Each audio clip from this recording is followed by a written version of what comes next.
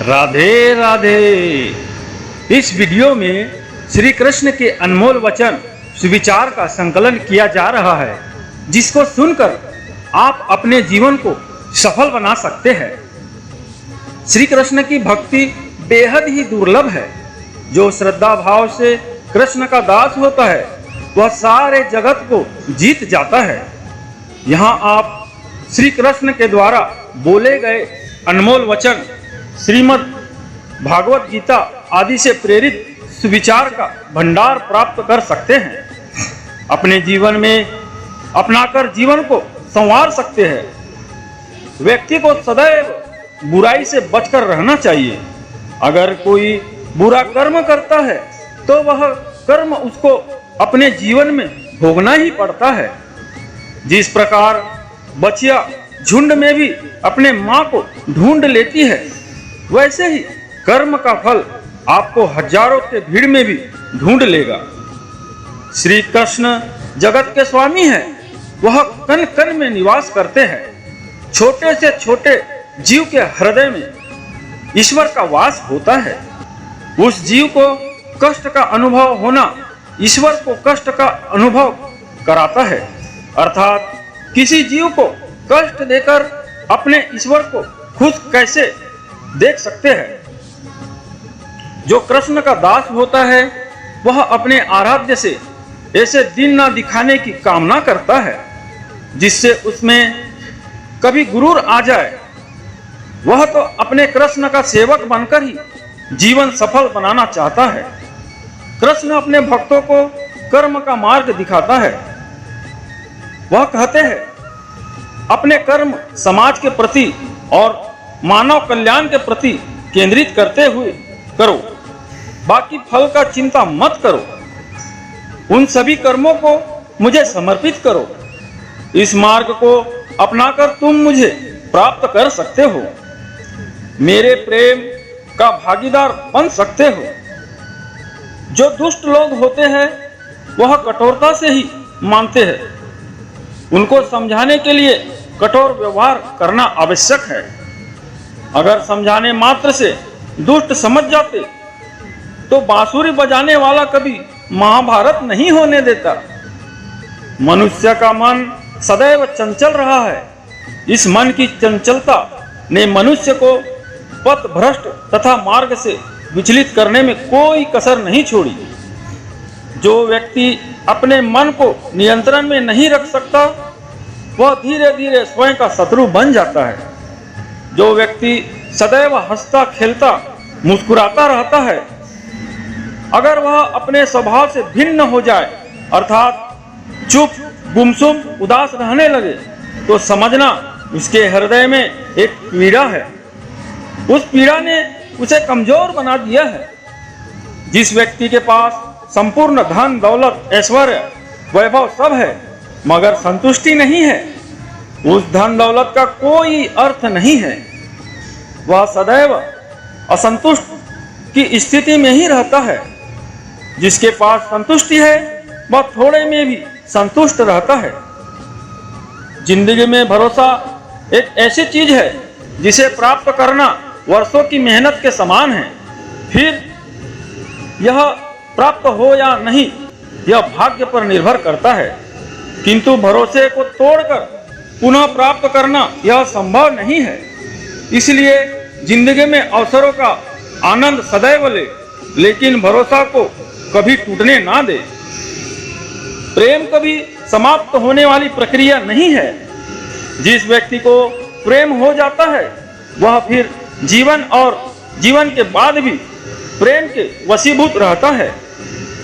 प्रेम को प्राप्त करने के लिए त्याग तपस्या और योग का सहारा लेना पड़ता है।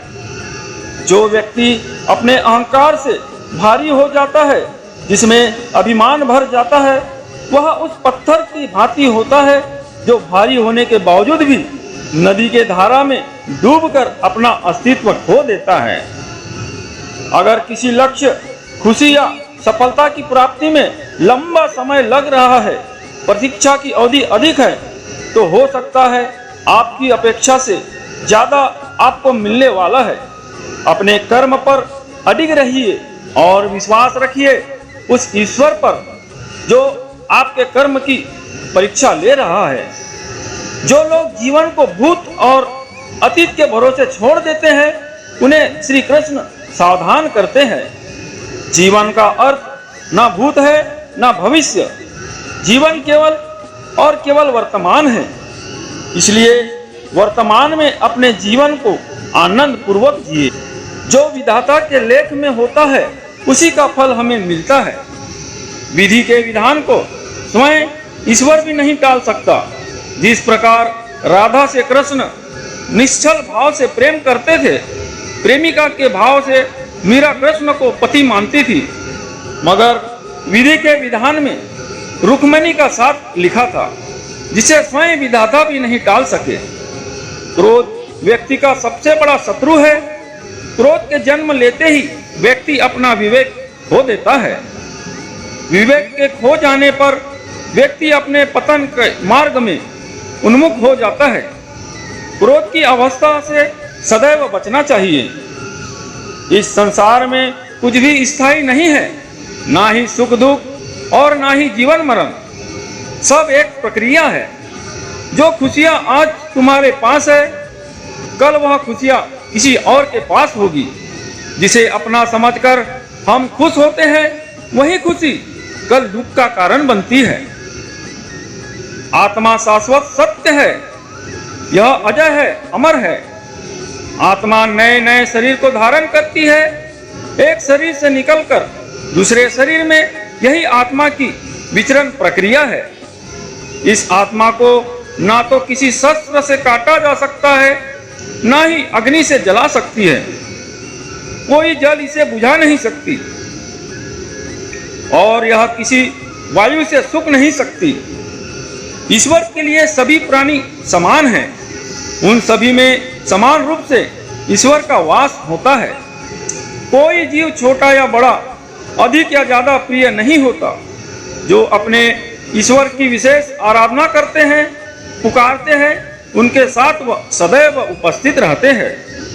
संपूर्ण जगत, ब्रह्मांड, चर अचर, सब में ईश्वर का वास है।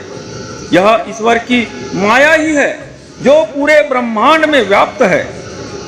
वही ईश्वर धरती पर मधुर संगीत है, वही ईश्वर अग्नि का उष्मा है। उसी ईश्वर का वास प्रत्येक प्राणियों में है। जो सन्यासियों के लिए चित्त को शांत कर साधना में लीन करता है, वह आत्मा स्वयं भी ईश्वर ही है। जो व्यक्ति कर्म में विश्वास रखता है, अपने कर्म से पीछे नहीं हटता, फल की चिंता नहीं करता, वह पुरुष अपने जीवन को सफल बनाता है।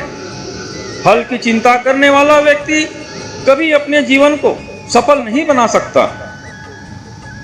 यह संसार नश्वर है। इस जगत में दुख सुख, हर्ष निषाद आदि लगा रहता है। क्षण भर के सुख से जो सुख नहीं होता और अशुभ होने पर जो दुखी नहीं होता, वह व्यक्ति सच्चा ज्ञानी होता है।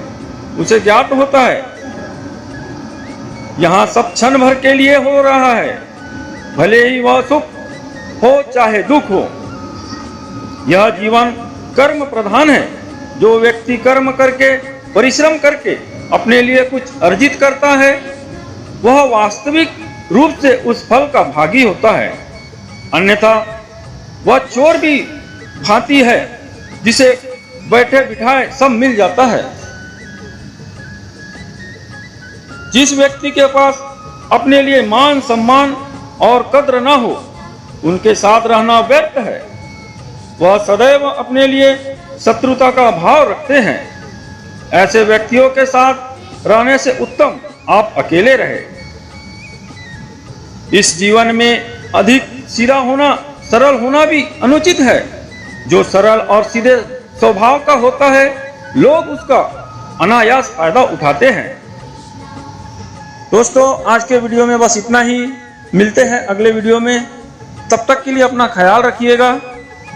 जय श्री कृष्णा। राधे राधे।